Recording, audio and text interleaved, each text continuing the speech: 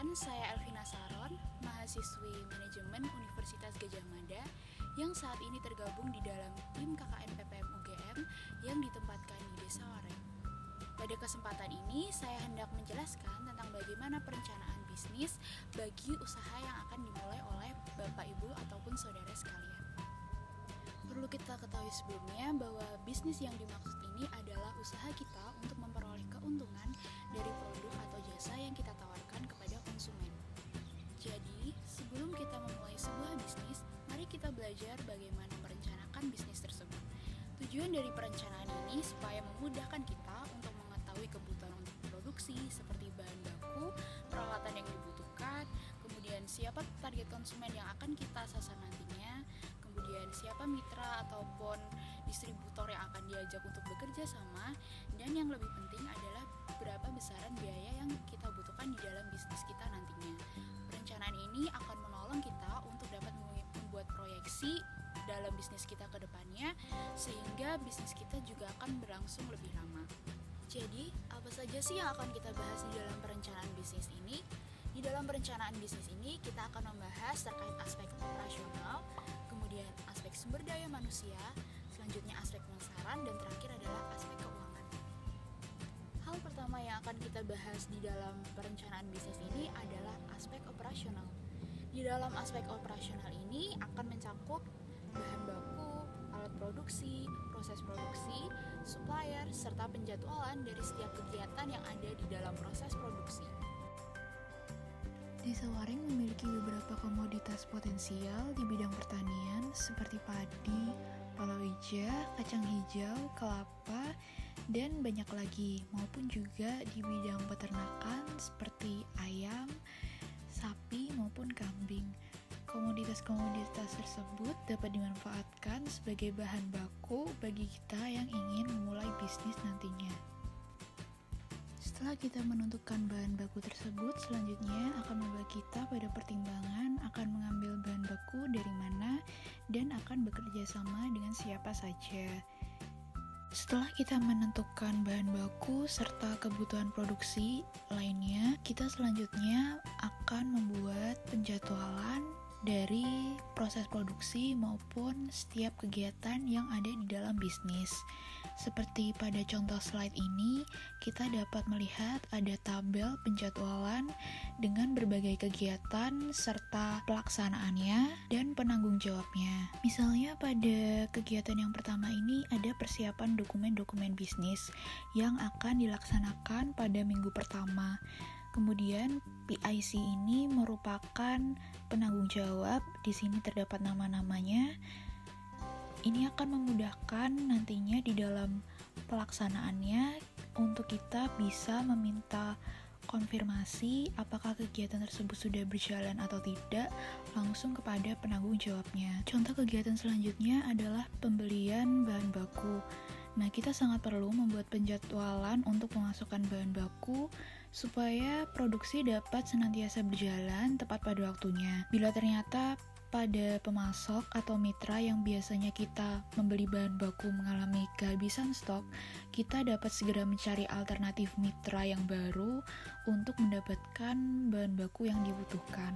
Selanjutnya, untuk alat-alat produksi yang dibutuhkan, tentunya kita juga harus mempertimbangkan kebutuhan alat yang akan digunakan dalam produksi, serta membuat perhitungan apakah jumlah alat yang dimiliki telah mencukupi untuk memenuhi target produksi pada waktu tertentu.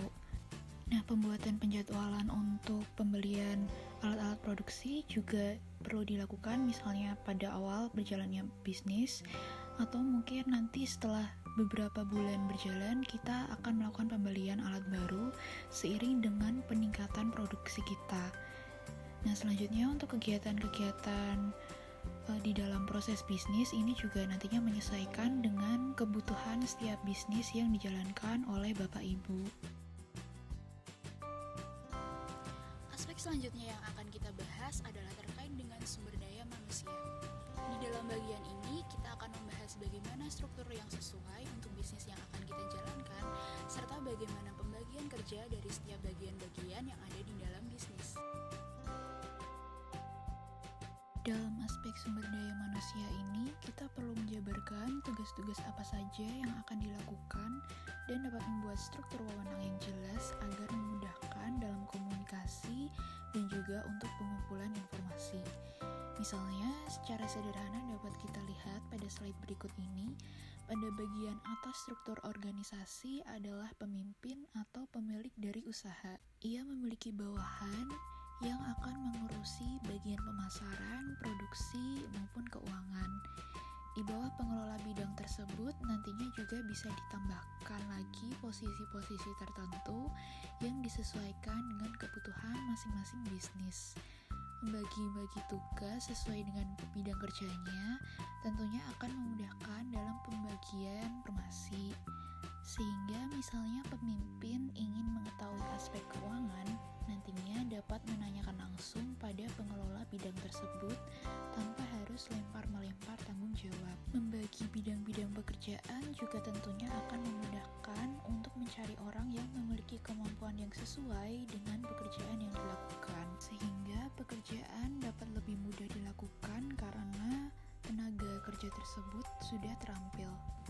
Aspek selanjutnya yang akan kita bahas adalah pemasaran, yang terkait dengan bagaimana cara kita akan menyampaikan produk atau jasa yang kita miliki kepada konsumen. Di dalam menjalankan pemasaran produk, kita juga perlu menyiapkan beberapa hal agar pemasaran yang dilakukan dapat berjalan dengan efektif dan mengetahui konsumen mana yang akan disasar, serta bagaimana kita nantinya akan memberikan servis atau pelayanan kepada konsumen sehingga konsumen merasa puas dengan produk maupun jasa yang kita berikan. Nah, di sini ada contoh bagan tentang bauran pemasaran yang berisikan hal-hal apa saja yang akan kita butuhkan di dalam melakukan pemasaran. Bauran pemasaran terdiri dari 4 aspek, yaitu produk itu sendiri, lalu harga dari produk yang kita jual, kemudian bagaimana promosi yang akan kita lakukan, serta tempat. Pertama, pada aspek produk, kita perlu melihat dari berbagai macam hal seperti variasinya, kualitas, desain, packaging, merek, dan faktor-faktor lainnya yang tentunya disesuaikan dengan produk yang kita jual atau layanan yang kita berikan. Hal ini merupakan salah satu cara kita untuk dapat membandingkan produk dengan kompetitor atau pesaing yang sudah ada, sehingga nantinya kita dapat memberikan nilai tambah pada produk kita sehingga konsumen akan tertarik pada produk yang kita miliki karena memiliki nilai yang berbeda dari produk-produk yang telah ada sebelumnya. Kemudian pada aspek harga, ini juga dapat menjadi salah satu cara kita untuk membandingkan produk dengan produk yang dimiliki oleh kompetitor. Kita juga perlu melihat harga yang akan kita patok pada produk kita ini apakah telah sesuai dengan produk-produk yang sudah ada di pasaran. Dan bila misalnya produk kita ini merupakan sebuah produk baru ataupun memiliki keunggulan lain dibandingkan produk-produk yang sudah ada, kita harus memastikan bahwa harga yang kita patok pada produk ini sudah sesuai dengan kualitas serta pelayanan yang akan kita berikan kepada konsumen nantinya. Kemudian kita juga perlu mempersiapkan untuk membuat daftar harga bila misalnya kita memiliki berbagai macam variasi produk. Hal ini juga berguna nantinya saat kita menyampaikan produk-produk kita ini kepada konsumen.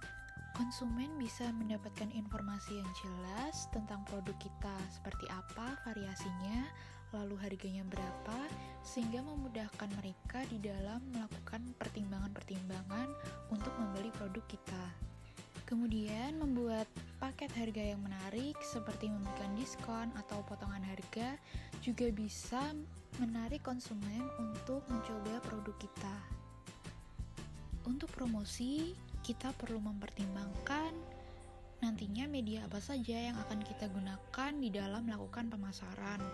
Apakah kita akan melakukan pemasaran secara langsung, misalnya dengan mendatangi konsumen, atau mendatangi toko-toko lalu menawarkan mereka untuk bekerja sama dan menjual produk dari kita, atau misalnya kita hendak melakukan promosi misalnya secara online, melalui media sosial, ataupun misalnya dengan membagikan brosur.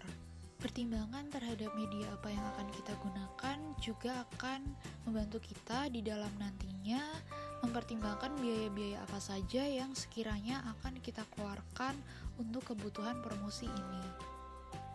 Selanjutnya, pada bagian promosi, kita perlu mempertimbangkan media-media apa saja yang nantinya akan kita gunakan untuk memasarkan produk kita.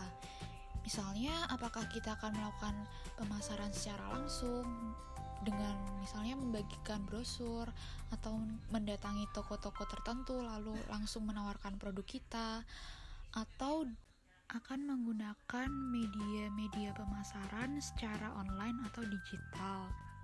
Membuat rencana untuk promosi ini juga nantinya akan dapat memberikan gambaran kepada kita untuk besaran biaya yang akan kita keluarkan untuk melakukan promosi.